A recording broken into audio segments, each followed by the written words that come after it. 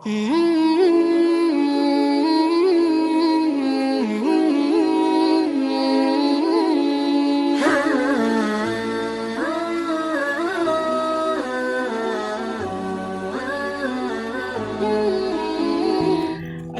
warahmatullahi wabarakatuh. Apa kabar mitra muslim? Kita kembali lagi ketemu di Kuldi ya, kuliah bersama Ustaz Edi Hamdi. Assalamualaikum Ustaz. Waalaikumsalam warahmatullahi wabarakatuh. Selalu sehat ya. Insya Allah. Tahun 2001 ini walaupun pandemi masih merajalela nih, mudah-mudahan kehidupan kita semakin membaik, betul agar semangat kemudian juga kembali normal. Dan seperti biasa mitra muslim, kalau episode yang lalu kita berbicara tentang Nabi Yakub ya alaihissalam, ayahanda dari Nabi Yusuf alaihissalam. Ya. Jadi di episode kita kali ini kita akan lebih banyak bercerita tentang Nabi Yusuf ketika Nabi Yakub masih ada. Ya, Nabi kan? Yakub masih ada. Dan kedudukannya masih berada di Kanaan ya, keluarga ini Yakub ya. Persisnya di Hebron ya. Di Hebron. Sudah hidup di Hebron. Iya. Hebron adalah kota yang pernah kita kunjungi dulu ya. Iya, Hebron di Palestina ya. Palestina. Baik sobat RD ibu ngomongnya. Baik mitra muslim, mari kita ikuti kisah Nabi Yusuf bersama Ustaz Edi Hamdi. Baik, mitra muslim, jumpa kembali dalam Kuldi. Kali ini kita masih membahas tentang Nabi Yusuf yang otomatis dia adalah putra ke-11 daripada Nabi Yakub alaihissalam. Kan kemarin kita bicara Nabi Yakub atau istrinya yang dari Rahel, karena kan Nabi Yakub punya 4 istri ya. Iya. Sementara istri yang kedua atau Rahel itu adalah ibunda daripada Nabi Yusuf dan Binyamin. Iya. Kalau ke-11 anaknya itu lahir di Haran di Irak sana, perbatasan Irak Turki. Sekarang kalau tidak salah Haran sudah menjadi bagian dari Turki atau Turki. Kemudian dalam perjalanan hijrah Exodus dari Haran dengan keluarganya, sebetulnya hijrahnya bukan dengan keluarganya saja, tapi dengan pengembalaannya. Sebut saja pengikut barangkali ya. Pengikut, umatnya, jamaahnya ya. Jamaahnya nggak banyak. Oh nggak banyak. Ya, cuman bandanya bahasa kita. Bandanya dia punya sapi. Sama harta kekayaannya pindah ke sana. Ya, kalau Banda Aceh. Kemudian baru dalam perjalanan lahirlah putra yang ke-12 itu Binyamin tadi. Ya. Kemudian mereka hidup di kota Hebron. Iya, kota Hebron yaitu di Palestina, dan hidup dengan 3 istri karena Rahel meninggal kan? Iya. Rahel meninggal dan dimakamkan di Bethlehem. Bethlehem yang disebutkan bahwa Nabi Isa lahir di kota Bethlehem. Dalam sebuah sejarah Nabi Isa lahir di kota Bethlehem, dan di Bethlehem juga dimakamkan istri daripada ibunda daripada Nabi Yusuf, yaitu di Bethlehem. Ketika Nabi Yusuf berusia 10 tahun lahirlah Binyamin. Jadi perbandingan antara kakak adik ini 10 tahun. 10 tahunnya. Dengan putra bungsunya berarti ya. Putra bungsunya dari Nabi Yakub ya. Sementara dengan kakak-kakaknya yang 11 itu bedanya cuma 1 tahun. Jadi ketika dengan Lea lahirlah Ruben, Ruben lahir Shamun lahir Lawi lahir lagi Yahuza. Jadi setahun sampai 6 ya, sampai 6 putra dengan Lea ya. Kemudian dari Nabilun, dari Balha sampai anaknya 12. Iya. Hiduplah mereka di Hebron.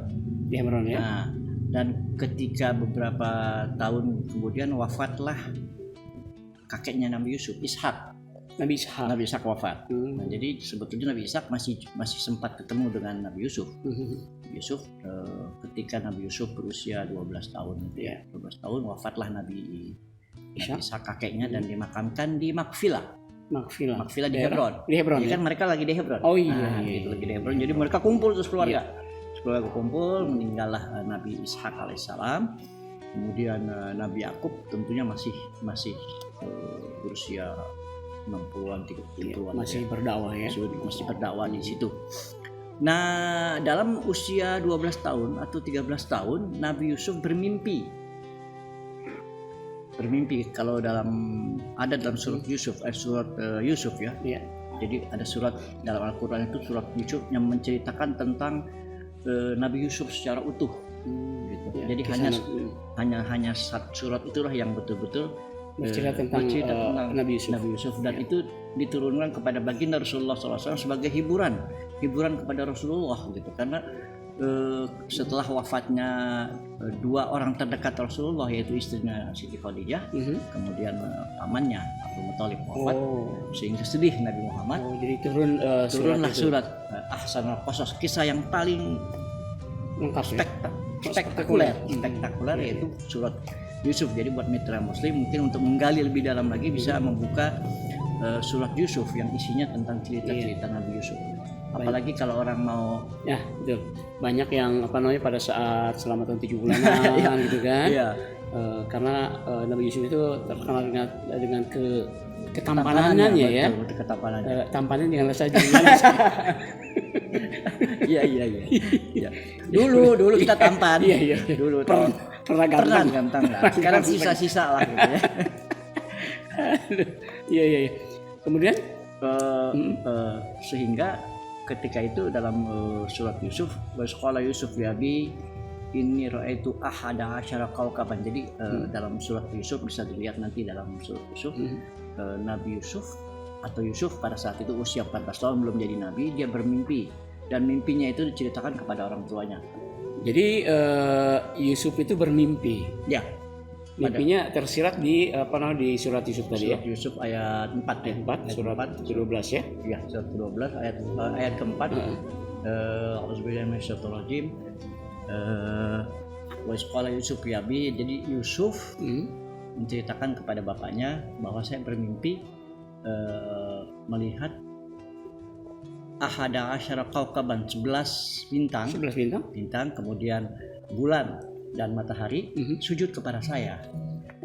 Sujud kepada Nabi Yusuf ya. Kemudian bapaknya mengatakan, la taksus, jangan kau ceritakan kepada saudara-saudaranya, ini bisa kacau nih. Gitu. Karena kan kondisi saat itu ketika Nabi Yusuf dan ketika Binyamin lahir kan setelah itu wafat ibunya. Sehingga wajarlah seorang bapak kasih sayangnya melebihi daripada yang anak-anak yang lain, yang 10 tadi ya. Yang 10 tadi. Sehingga dia lebih memperhatikan kepada Nabi Yusuf dan dan Binyamin tadi ya. Binyamin karena memang tidak memiliki orang tua.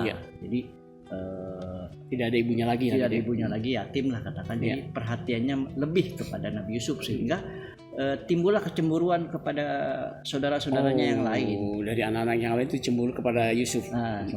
Tapi ada isyarat surat Yusuf ini kepada Nabi Yakub bahwa sudah merasa ini Nabi Yakub bahwa ini sebetulnya Nabi Yusuf akan menjadi nabi nih. Karena ada 11 planet lah kan, 11 planet bersujud kepada Yusuf. Dan nanti ini akan bercerita, kisah ini menjadi kenyataan pada saat Nabi Yusuf memang berada di Mesir nanti. Bahwa betul-betul mereka sujud tunduk kepada satu orang ini, ya, Yusuf alaihissalam, dalam ayat yang kita bacakan tadi. Nah, jadi pada usia itu kalau nggak salah usia 12 tahun sudah bermimpi. Pada saat Nabi Yusuf usianya 14 tahun, kan orang Kan'an lebih populer dengan mengembala. Pengembala banyak kan ya. Dan biasalah keluarga ini mengembala kambing, mengembala binatang-binatang pada saat itu. Suatu ketika 10 orang saudara-saudara, kakak-kakaknya lah ya, memang merencanakan untuk membunuh Nabi Yusuf. Pada saat Nabi Yusuf usianya 14 tahun. 14 tahun dia merencanakan untuk membunuh, karena rasa dengkinya, rasa irinya itu sudah ada di setiap manusia lah, punya sifat itu ya. Jadi mereka mau membunuh dengan cara apapun, tapi belum disepakati oleh 10 orang ini. Dia minta izin kepada bapaknya Yakub, kami akan mengembala dan mengajak Nabi. Bersama Yusuf. Iya, bersama Yusuf. Minus Binyamin karena masih kecil ya. Masih kecil, 4 tahun, 3 tahun gitu. Jadi 10 orang, 11 lah. 11 dengan Nabi Yusuf, walaupun sebetulnya Nabi Yakub sedikit ragu, takut akan dimakan oleh binatang buas lah. Tapi mereka meyakini bahwa akan dijaga. Bagaimanapun dia adik kami akan menjaga si Yusuf ini. akhirnya mereka pergilah melakukan pengembalaan, dan dalam perjalanan mereka diskusi. Tujuan utamanya tadi mau dibunuh, tapi kakak pertamanya yang namanya Robin dia menolak. Walaupun gimana ini adalah adik kita. Ruben. Ya Ruben menolak. Kalau bisa ini jangan dibunuh, dibuang aja lah. Dibuang. Akhirnya sepakat mereka, dibuanglah Yusuf yang berusia 14 tahun itu ke sebuah sumur. Iya. Sebuah sumur, mungkin mitra Muslim sudah populer lah cerita ini. Iya. Kita tidak perlu perdalami. Kebetulan di situ tempat pembuangan Nabi Yusuf itu adalah jalur trayek perjalanan orang bisnis. Berniaga. Berniaga. Jadi ada jalur yang namanya jalur Ismailiyah, ada jalur Madian. Ada jalur khusus jalan tol lah kira-kira begitu. Pokoknya jalurnya memang untuk yang Jalur berniaga lewat situ pasti berniaga. ya. Kebetulan yang menemukan seorang Yusuf berada dalam sumur itu adalah perniagaan dari Ismailiyah. Ismailiyah yang jalurnya dari Mekah terus ke Mesir. Berarti seorang saudagar ya. Jadi jalurnya memang ada jalur dari Mesir dari Saudi saat itu ke Mesir. Kemudian ada jalur yang lain lagi dari Irak, Madian. Nah, jadi ditemukanlah seorang anak yang masih 14 tahun gitu ya. Kemudian dibawa ke Mesir. Tapi dalam kondisi sadar ya jadi kalau tidak salah dilumuri dengan darah kambing supaya terlihat bahwa itu dimakan serigala. Enggak, gitu. Bukan ceritanya. Bukan, itu perbuatan saudara-saudaranya yang mengambil baju Yusuf. Iya. Untuk laporan ke ayahnya kalau Yusuf hilang dimakan oleh serigala dan sebagainya, padahal itu hanya hoak gitu ya. Iya. Tipu dari mereka lah supaya meyakinkan bahwa Yesus sudah nggak ada gitu kan. Ada gitu. Akhirnya kan Nabi Yakub sedih dan seterusnya. Tapi kita fokus ke yang Nabi dibawa ke Mesir dan dijual. Oh, jadi budak dong ya? Iyalah, karena mereka bisnismen. Dijual dengan harga murah. Dengan barang bagus tapi murah harganya. Ya 14 tahun mungkin udah keren. Iya, kuat ya gitu ya. Kayak kita lah dulu 14 tahun kurang lebih lah. Kita dijual oleh salah satu menteri di sana. Akhirnya dipelihara oleh menteri di sana sampai akhirnya tumbuh Nabi Yusuf usia 30 tahun, hidup dengan menteri ya. Iya. Hidup ada menterinya, dan kita tahu kisah dengan Zulaiha. Berarti di lingkungan kerajaan itu ya. Iya, dia hidup dalam menteri ya. Dan kebetulan Zulaiha ini adalah istrinya si Al-Aziz. Al-Aziz ini menteri. Menteri yang mengambil yang membeli Yusuf tadi ya. Itu. Jadi usia Yusuf 30 tahun, terjadilah fitnah dengan Zulaiha. Nah, ini juga Zulaiha perlu diperhatikan. Apakah Zulaiha nama istrinya si Aziz tadi, atau hanya lakop? Lakop itu gelar. Karena ada beda pendapat. Gelar, ya. Ada gelar. Jadi ada beda pendapat. Zulaiha ini bukannya nama, ini gelar. Karena nama istri Aziz itu adalah Ro'il. Ya, Ro'il. Iya. Istrinya yang sebenarnya adalah Ro'il, dalam kitab Tarikh At-Tabari namanya Ro'il. Sehingga maaf saja buat mitra Muslim yang sering melakukan doa pada acara nikah. Allahumma alif baina Yusuf wa Zulaiha. Ini ya Allah, dekatkanlah hubungan anak saya seperti Yusuf dan Zulaiha. Takutnya bukan Zulaiha dia itu yang salah akhirnya doanya gitu. Karena kalau Khadijah dengan Rasulullah memang benar gitu, tapi kalau ini agak ragu saya gitu. Iya, tapi doa itu sebetulnya lebih baik diri sendiri, misalkan Pulan dekatkan dengan Pulan. Betul, gitu kan. Iya. Ini kan orang mengambil contoh. Contoh Yusuf dan Zulaiha. Gitu. Intinya mendekatkan seperti yang mereka dekat gitu ya. Gitu. Jadi itu mungkin koreksi saya. Usia 30 tahun akhirnya terjadi fitnah kali ya. Hubungan antara Yusuf dengan Ro'il tadi yang disebut dengan Zulaiha. Kemudian akhirnya dimasukkan ke penjara kan.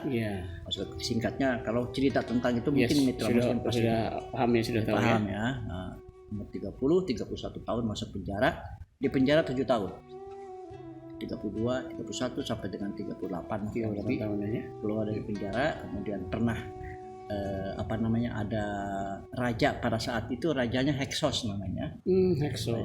Telah memenjarakan 2 orang lagi ke dalam penjara dengan Yusuf. Dan bertemu dengan Yusuf di dalam penjara. Yusuf, kemudian dia bercerita, kemudian dibebaskan.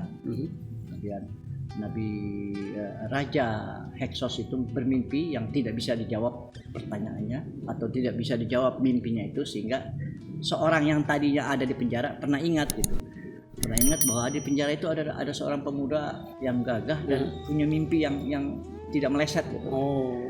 Maksudnya Heksos tadi mimpi yang sama dengan Yusuf? Enggak, beda. Dia mimpi ada 7 tahun, 7 tahun ada sapi dimakan dan sebagainya, segala macam. Akhirnya mimpi itu dia bingung, dia kumpulkan semua orang-orang ahli tabir mimpi tidak bisa menjawab. Akhirnya dia ingat Yusuf, dia panggil, dia tanyakan tentang mimpi tersebut. Akhirnya Nabi Yusuf mengatakan mimpi yang dimimpikan oleh seorang raja ini, kita harus siap-siap 7 tahun pada permulaan 7 tahun. Pada 7 tahun awal ini negara ini akan makmur. Kemudian tapi 7 tahun berikutnya negara ini akan mengalami masa paceklik. Jadi 7 tahun masa sulit ya. Masa sulit. Sementara Nabi Yusuf sendiri dalam sebuah kitab dia di penjara 7 tahun juga gitu. Ini angka 7 menarik juga nih. Iya, makanya Beckham pakai nomor 7. Itu ya. Jadi singkatnya begitu. Iya. Ketika Nabi Yusuf berusia 39 lah, katakan 39, dia dibebaskan ya, dan sudah 7 tahun dan memang amanah ya, dia diangkat menjadi raja, menjadi menteri keuangan. Di kerajaan itu yang kerajaan itu. Dan disitulah pada usia 40 tahun dia sudah memanage negaranya, bahwa untuk rakyat pada saat terjadi kekayaan, kesuburan, jangan dihabiskan, dihambur-hamburkan, tapi ditabung lah untuk gitu ya. Tabungannya gitu Tabungannya, karena nanti akan datang 7 tahun kemudian masa sulit, masa paceklik ya. Masa sesuai dengan mimpi daripada Raja Heksos tadi. Dan memang terjadi. 7 tahun pertama makmur Mesir dengan berlimpah kekayaan, para rakyat sejahtera di Mesir. Dan bukan Mesir saja, kan dulu nyambung seluruh jazirah itu ya, Arab ya, termasuk di mana keluarganya Yusuf yang ada di Hebron tadi juga terjadi hal yang sama ya. Ya karena rajanya Heksos ya. Di Palestina belum ada raja, baru ada Nabi Yakub. Iya. Nah pada saat tahun 7 yang kedua kan terjadi paceklik. Iya. Maka masa sulit. Nah masa sulit ini juga menimpa Mesir. Atau Hebron juga ya? Ya, karena kan mereka antara Mesir dengan Palestina ini kan dengan daratan ya, dengan daratan. Jadi mereka juga mengalami hal yang sama, sehingga Nabi Yakub atau keluarganya atau anak-anaknya itu merasa kita perlu bantuan nih, mencari bantuan. Kebetulan ada raja di Mesir baik hati gitu. Dia nggak tahu kalau itu Yusuf, saudaranya sendiri. Akhirnya mereka 10 orang datang ke sana. 11 orang datang ke Mesir. Tapi tidak dengan Nabi Yakub ya, tidak? Enggak, anak-anak aja. Enggak, anak-anaknya aja. Karena Nabi Yakub sudah sepuh ya, hampir 101 tahun kalau enggak salah. Enggak 90-an karena dia nanti akan ke Mesir pada usia 101 tahun. Yakub ke Mesir. Ya, masih 90-an. Akhirnya keluarga daripada Yusuf itu datang ke Mesir untuk minta bantuan. Cuman saja ada satu poin yang perlu kita tahu, bahwa Nabi Yakub memesan kepada anak-anaknya, kalau bisa kau masuk ke Mesir ini jangan bergerombol. Karena satu-satu maksudnya? Ya 2 atau 3 dari pintu yang berbeda. Kenapa begitu? Karena orang Mesir dengan orang Palestina itu beda wajah. Orang Cina dengan Arab kan beda. Jadi kelihatan banget itu. Kelihatan banget nih orang asing ngapain datang ke sini gitu kan? Karena orang Palestina dia punya wajah lebih keren gitu ya, putih, ada putih-putihnya. Iya. Kalau orang Mesir saat itu agak hitam manis. Jadi beda kultur ya. Jadi ketahuan. Apalagi kita kan bangsa mana kecil amat. Kecil amat nih. Kalau kita saat itu ada di sana ya. Makanya itu pesan daripada ayahandanya untuk masuk ke Mesir itu untuk minta sumbangan atau minta bantuan kepada raja yang Iya. baik itu, kalau bisa masuknya jangan berkelompok, tapi masuklah Terpisah ya terpisah. dari berbagai pintu ya. Iya, itu kemudian akhirnya mereka masuk dan menemui Nabi Yusuf. Nabi Yusuf dan minta bantuan, dan mereka nggak tahu kalau itu Nabi Yusuf adalah adiknya gitu. Akhirnya hampir 2-3 kali datang mereka. Dan diberikan bantuan itu ya. Iya, Nabi Yusuf tahu kalau ini yang datang adalah saudara saya. Masih hafal, tapi mereka tidak hafal ya. Belum hafal. Nanti ketika Binyamin disandra, nah itu ada kisahnya nanti. Binyamin disandra oleh Nabi Yusuf. Binyamin sendiri nggak tahu kalau yang mensandra itu kakak saya. Gitu. Benyamin adik Adiknya adik Yusuf paling kecil ya. Iya, disandra sehingga nanti nah di situ ribut lagi tuh keluarga tuh. Yang 11 orang bagaimana caranya supaya menyelamatkan, supaya jangan disandera nih anak. Karena dulu pernah bapaknya Nabi Yusuf atau bapaknya mereka tuh buta.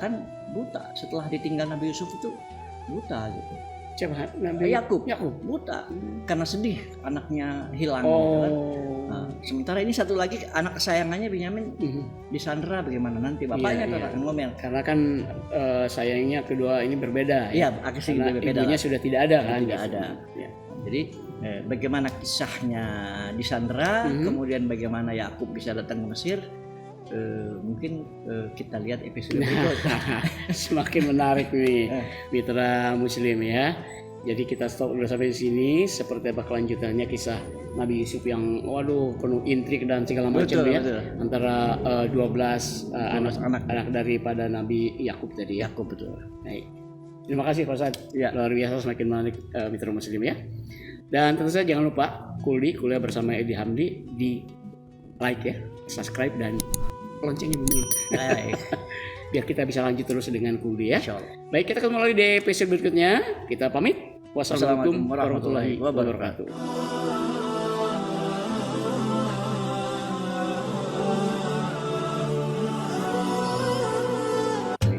Jadi akhirnya mereka tinggal di Mesir, seluruh Bani Israel, dan duduk bersimpuh. Ada satu wasiat bahwa Yusuf dan keluarga dan saudara-saudaranya Nabi Musa diutus dalam rangka menyelamatkan Bani Israel yang dulu dibawa oleh Nabi Yakub. Untuk kembali.